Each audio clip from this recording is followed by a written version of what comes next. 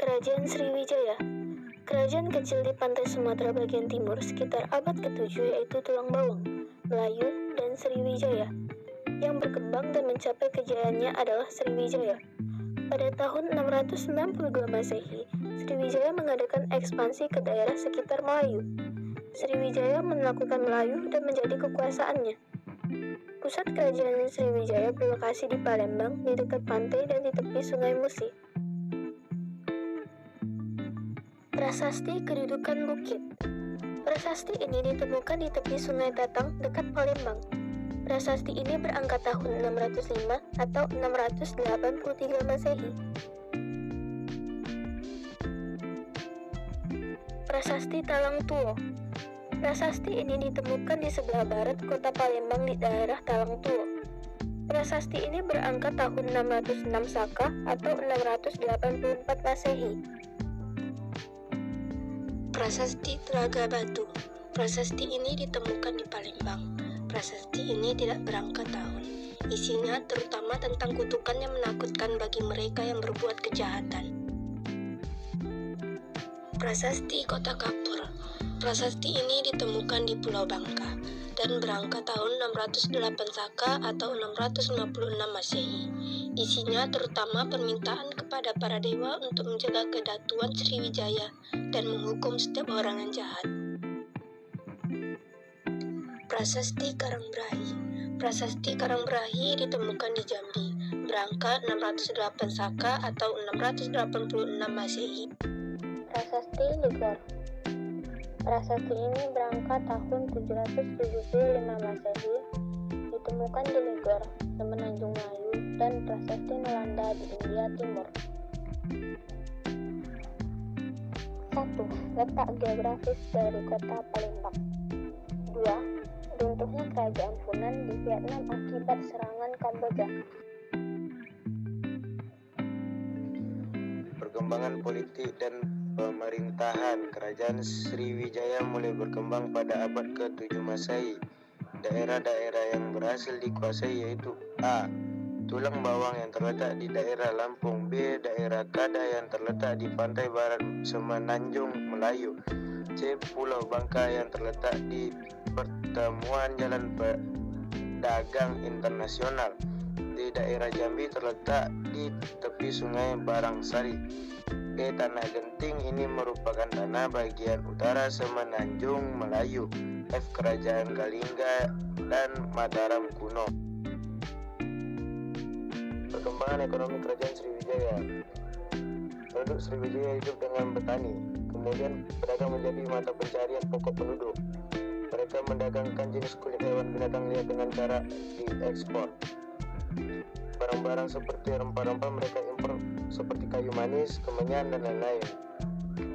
Perkembangan perdagangan telah memperkuat kedudukan Sriwijaya sebagai kerajaan maritim. Kerajaan maritim adalah kerajaan yang mengandalkan perekonomian dari perdagangan hasil laut. Kerajaan Mataram kuno. Pada pertengahan abad ke-8 di Jawa bagian tengah berdiri sebuah kerajaan baru. Kerajaan ini dikenal dengan nama Kerajaan Mataram kuno. Kerajaan ini terletak di Poh Pitu, sedangkan letak Poh itu belum jelas. Prasasti Canggal. Prasasti Canggal adalah prasasti dalam bentuk candra sengkala berangka tahun 654 Saka atau 732 Masehi yang ditemukan di halaman Candi Gunung Wukir di Dusun Canggal, Desa Wadiluwe, Kecamatan Salam, Magelang, Jawa Tengah.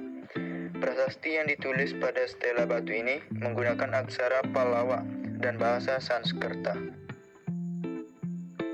Prasasti Kalasan. Prasasti Kalasan adalah prasasti peninggalan Wangsa Wanjaya dari Kerajaan Mataram kuno yang berangkat tahun 700 Saka atau 708 Masehi.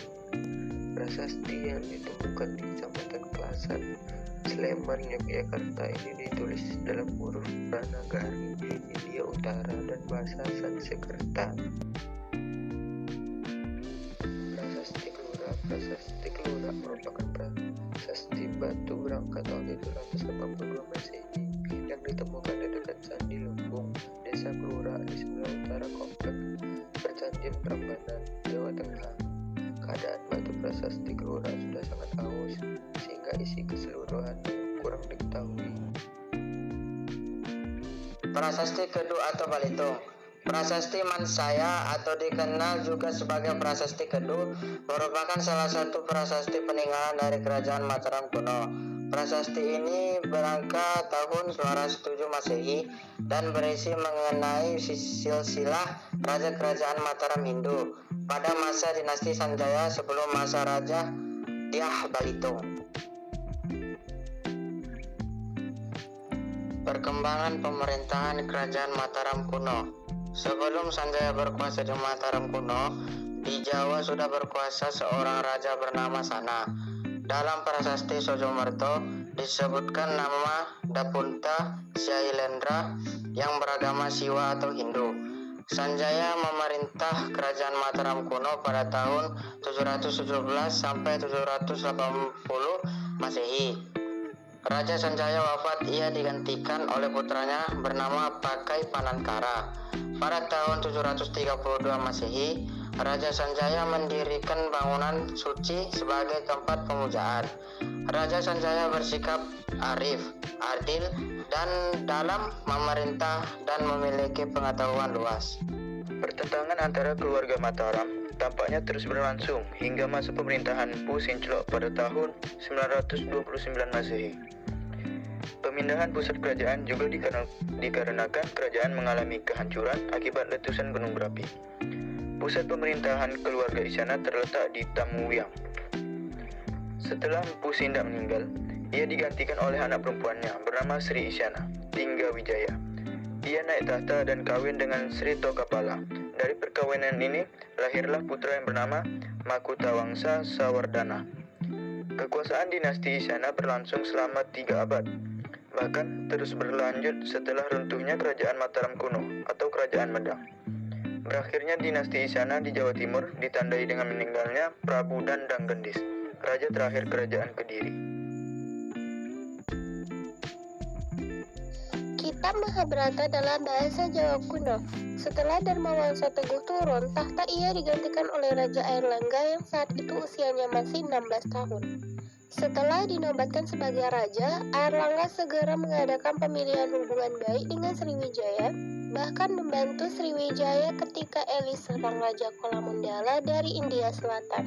Pada tahun 1037 Masehi, Airlangga berhasil mempersatukan kembali daerah-daerah yang pernah dikuasai oleh Dharmawangsa meliputi seluruh Jawa Timur.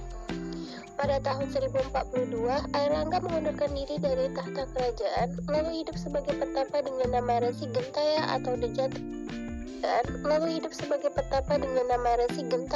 Dejati Nindra.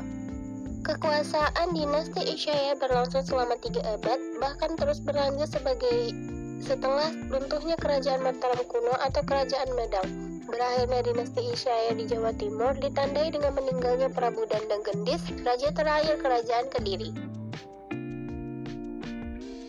Airlangga memerintahkan Empu Baranda untuk membagi 2 kerajaan.